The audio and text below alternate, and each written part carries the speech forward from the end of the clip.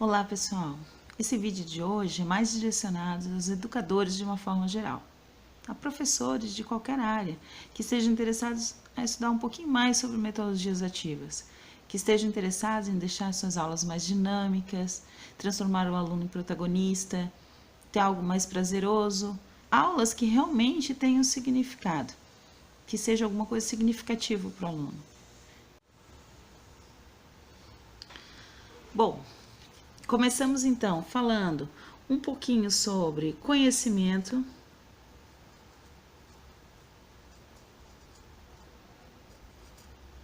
diferenciando um pouco conhecimento de informação.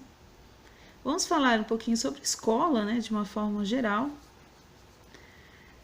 Também vamos falar sobre dentro da escola e fora da escola, os espaços formais e não formais.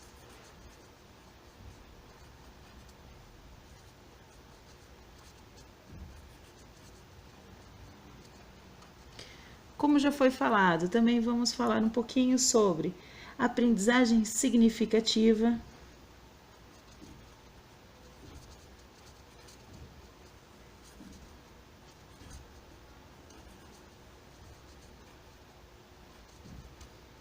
Consequentemente, um pouquinho também sobre interdisciplinaridade. Problematização, a gente vai falar bastante sobre o uso de problemas em sala de aula, o desenvolvimento de projetos, né? E acho que a gente pode resumir até tudo isso numa coisa, que seria a escola que temos e a escola que queremos. Eu acho que é sobre isso que se trata esse vídeo de hoje. Então vamos começar? Bom, primeiro, na minha opinião, não adianta você, professor, ficar também colocando toda a culpa de tudo que dá errado na escola, muito menos no aluno. Se você, como eu falei, quer que as suas aulas sejam produtivas, prazerosas, sejam práticas, que o aluno goste do que esteja fazendo, que tenha significado, você tem que colocar a mão na massa. Nem tudo, claro, eu entendo que muita coisa é por falta de recurso, mas a grande maioria das coisas divertidas, diferentes e que estimulam o raciocínio são simples de serem feitas. Basta um pouco de criatividade, de amor ao que você faz, né? E também, claro, que tudo isso para ter qualidade, né, tem que ter um planejamento. Então tem que ter uma dedicação do professor, sim. E claro que eu entendo como é difícil, porque vida de professor, né, para quem sabe, para quem é professor, eu, como sou professora há 21 anos, eu sei muito bem disso, a vida de professor é uma coisa muito corrida. A gente tem muito pouco tempo, às vezes, para desenvolver alguma coisa nova. Mas não se preocupe, porque não há vergonha nenhuma de usar coisas que já existem. Você, na verdade, deve utilizar, por que não? Tá? Você pode procurar se informar, procurar alguma atividade diferenciada, né? Usar e construir em cima dela também, modificá-la, aprimorá-la, torná-la do seu jeito. Bom, então, como eu falei, a gente vai falar sobre várias coisinhas hoje nessa videoaula. É claro que a gente não vai ter tempo de se aprofundar muito, mas a gente vai trabalhar vários conceitos, pelo menos assim dar uma ideia, porque não tem como simplesmente a gente chegar e começar a falar sobre metodologias ativas sem a gente também ter um pouquinho de conhecimento geral sobre algumas coisas. Então a gente vai começar a falar sobre o conhecimento. O que seria o conhecimento? Conhecimento é uma coisa que se constrói a cada instante. Conhecimento, diferente do que muita gente acredita, é bem diferente de informação. Informação e conhecimento não é a mesma coisa. Até porque informação a gente adquire com muita velocidade, muito mais rápido que o conhecimento, em diferentes localidades, em qualquer lugar. Nós adquirimos informações com a família, com amigos, nos livros, na internet, Nossa, na internet a gente consegue coletar muita informação, né? Seja no YouTube, através das videoaulas, em blogs, em redes sociais e tudo mais. Toda hora nós estamos coletando informações. Agora, para a informação virar um conhecimento, é nisso que é importante a escola. Porque através da escola é que há essa orientação, onde você pega todas essas informações coletadas, né, e simplesmente orienta para que vire um conhecimento. Então, uma coisa ajuda a outra. Lógico, né? Como ter conhecimento sem a informação. Mas nem toda informação é um conhecimento. Não adianta só você ouvir falar sobre aquilo, você tem que estudar sobre isso, né? Você tem que se aprofundar para virar um conhecimento. Então, formação nós temos a todo instante. Conhecimento, não. Ok, agora todo mundo fala muito dessa coisa do espaços formais e espaços não formais, né? O que seriam isso? Espaços formais e espaços não formais. Provavelmente você usa bastante isso e nem sabe. Vamos ver se é isso realmente que acontece. Os espaços formais, eles são espaços basicamente realizados na escola. Quantas vezes, por exemplo, você já utilizou espaços educativos dentro da sua escola, diferente da sala de aula tradicional, como laboratórios, laboratório de informática, por exemplo, laboratório de química, de física, de biologia, de matemática, a própria cantina, por que não fazer alguma atividade na cantina? O pátio da escola, como? Através de uma aula prática, alguma coisa desse tipo? A sala de artes, mesmo não sendo professor de artes, será que dá para usar a sala de artes de alguma forma? Auditórios, teatro da escola, quantos espaços diferentes podem ser usados, até o próprio corredor, né? Algum local onde é feito o lanche, com as mesas, né? Alguma atividade assim, diferente, que pode até não ser uma atividade diferenciada, mas num espaço diferenciado, dentro mesmo da escola, que não seja sala de aula, né? Que justamente a ideia é de você sair um pouco de sala de aula. Quantas vezes você já usou e nem se tocou que esses são espaços formais? Ou não usou? Pior ainda, né? Vamos usar. Eu, que sou professora de matemática, já usei todos esses espaços. Então, imagine que professores de qualquer área podem usar todos os espaços, por que não? Bom, e os espaços não formais? Os espaços não formais já seriam os extraescolares, né? E aí você tem uma diversidade de coisas que podem ser feitas relacionadas às atividades de sala normal. Então, onde é que seriam esses espaços não formais? Os espaços não formais seriam o quê? Nos museus, nos parques, as praças, zoológicos, exposições culturais, lagos, lagoas, tudo que pode ser aproveitado na sua cidade ou até fora dela, se for o caso, dentro do conteúdo que você está lecionando, que você possa fazer uma adequação a isso. Então, todos esses espaços podem e devem ser aproveitados, por que não? Claro que com um bom planejamento. Ainda sobre espaços formais e não formais, um outro conceito que está sendo muito falado ultimamente seriam as cidades educadoras. A cidade educadora nada mais é do que converter o espaço urbano em uma escola. Ou seja, é como se todos os espaços pudessem ser sala de aula. Como se fosse uma escola sem paredes. Essa é a ideia principal.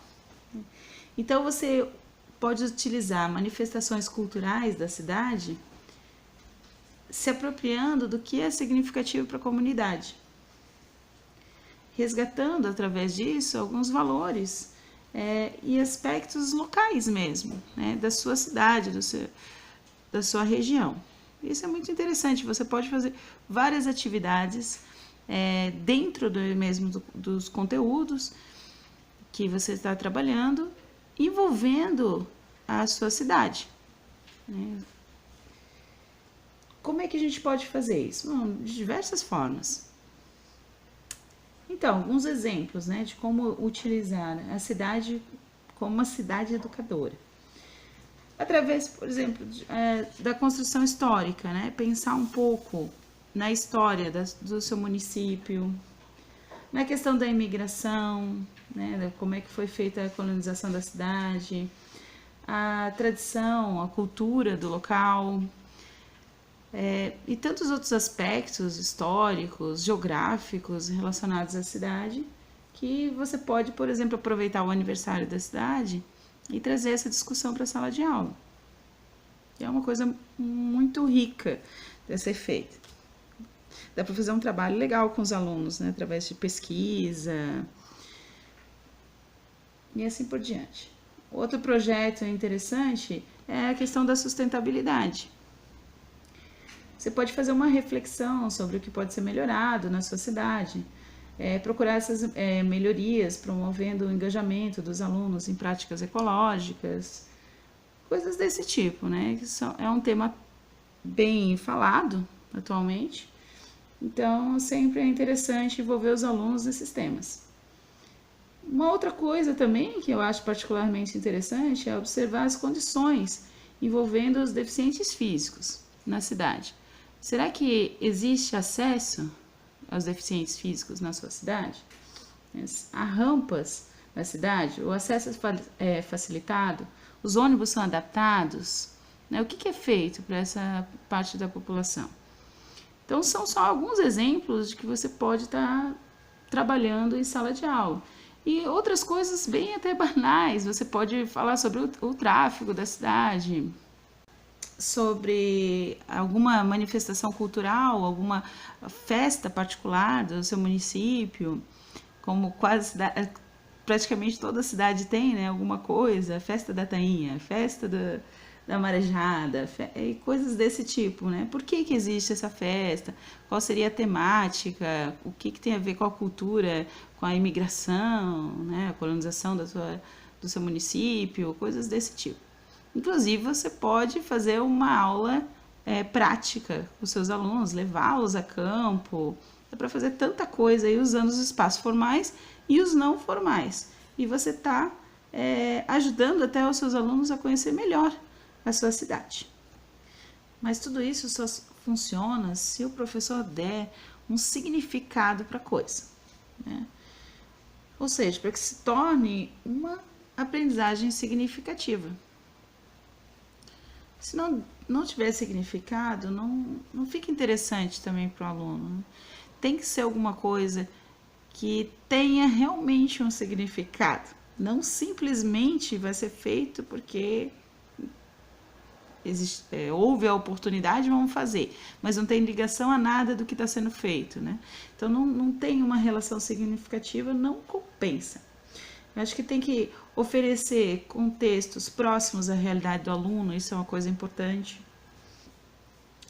Também estar ligada a um conteúdo, né? Principalmente um conteúdo, alguma coisa que está sendo trabalhado, isso é importante, ou que vai ser trabalhado daqui para frente. Essa é uma ligação importante. Além disso, acho que tem que ser dado objetivos, isso também é fundamental. Uma coisa sem objetivos, sem estar bem planejada, também não faz sentido. Precisa fazer sentido para estabelecer umas conexões, principalmente com o próprio conteúdo. Também é interessante fazer alguma coisa que estimule o diálogo, a problematização, né? Isso também é legal, né? Objetivo, problematização, para que ele possa ser protagonista, né? Para que o aluno possa também ser provocado e principalmente, né? Isso é importante, provocar o pensar. É claro que tudo isso fica mais interessante ainda se for apresentado situações, além de ser reais, ser desafiadoras, situações desafiadoras. Isso sim chama a atenção do aluno, é uma coisa interessante, ele tem muito a aprender com isso. E isso com certeza vai estimular o diálogo, a problematização, discussão em sala, vai ter um objetivo interessante, né? Então, é uma situação bem legal, que proporciona o debate em sala de aula. E para que tudo isso dê certo, professor, não se engane, você precisa se dedicar. Você precisa, com certeza, estudar. Isso é uma coisa que a gente tem que fazer continuamente, né? Qual é o professor que para de estudar? Nunca, não tem como isso acontecer. O professor tem que estudar constantemente, tem que estar se aprimorando o tempo todo, tem que estar buscando coisas novas. E isso é super importante, né? Tem até aquela piada, né? Quem não cola não sai da escola. Uma vez eu fui comentar com um aluno sobre isso, e aí ele falou isso, né? Porque eu estava falando sobre cola e tal. E aí eu falei para ele assim, olha, eu nunca colei na vida e nunca precisei, né? Ele falou, então a senhora é com certeza a prova viva disso, porque a senhora nunca saiu da escola. E é verdade, né? O professor nunca sai da escola, não só, né, da questão de ensinar, né, de estar mediando informações, tá tendo essa troca com os alunos, mas está estudando constantemente. O professor tem que estudar constantemente. Isso é um fato. Não tem como fugir disso. Até porque você aprende muito o tempo todo, principalmente com os alunos. Você aprende muito. Você, às vezes, se depara com outras perguntas que, às vezes, você também não tinha feito ainda, que eles fazem e você vai correr atrás. Então, o tempo todo você tem que estar se modificando, né? Se inteirando das coisas novas, das novas tecnologias, de tudo. Tá sempre estudando, isso é muito importante.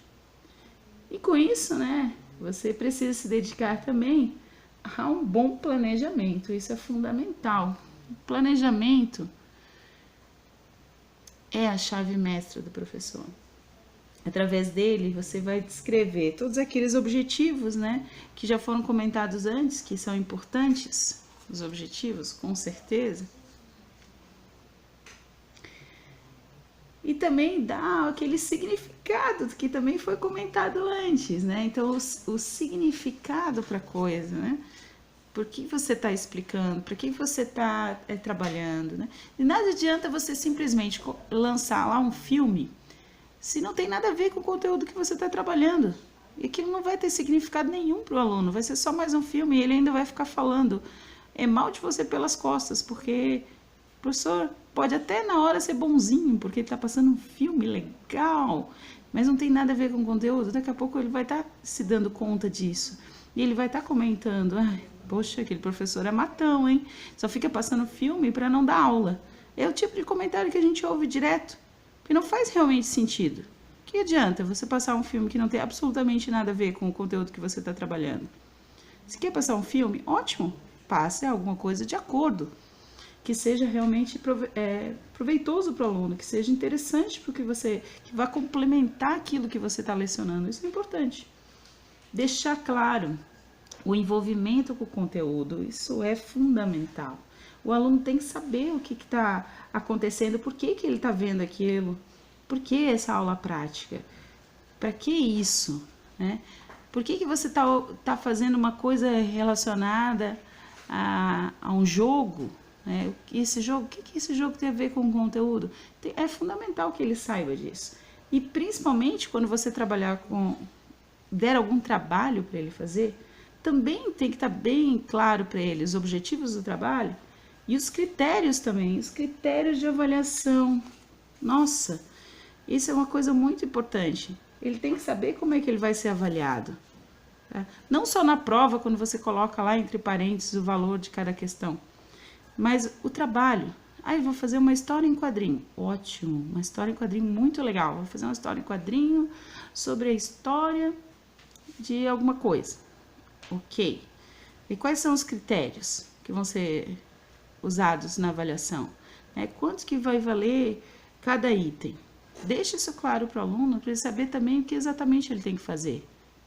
A história em quadrinho precisa de um título? Não precisa? Discuta isso com ele. A história em quadrinho precisa ter início, meio, fim? Precisa fazer sentido? Precisa estar dentro do conteúdo? O que vai ser cobrado no conteúdo? O que é importante estar dentro dessa história em quadrinho? São coisas que tem que ser discutida com o aluno, sim. Isso também faz parte do protagonismo. E legal também é você colocar ainda os recursos, né, que vão ser utilizados. Nossa, a gente falou, já falei tanto dessa palavra, né? Muito importante, o protagonismo. E aí, com isso também, quanta coisa você pode fazer legal, assim, diferente, usando umas palavrinhas que são usadas muito e às vezes não realmente utilizadas, que é a interdisciplinaridade, a transdisciplinaridade. Isso é tão legal, você fazer um trabalho com outros colegas de outras áreas, ou você mesmo fazer um trabalho envolvendo vários conteúdos de diferentes formas. Portanto, professor, pense, reflita, questione e faça com que seus alunos também pensem, reflitam e questionem. Promova o protagonismo o tempo todo, toda vez que você puder. Isso deixa com certeza as coisas muito mais significativas, né? Fazendo com que os alunos eles participem da melhor forma possível. Espero que vocês tenham gostado e aproveitado bem essa videoaula. Agora com você, professor. Bom trabalho!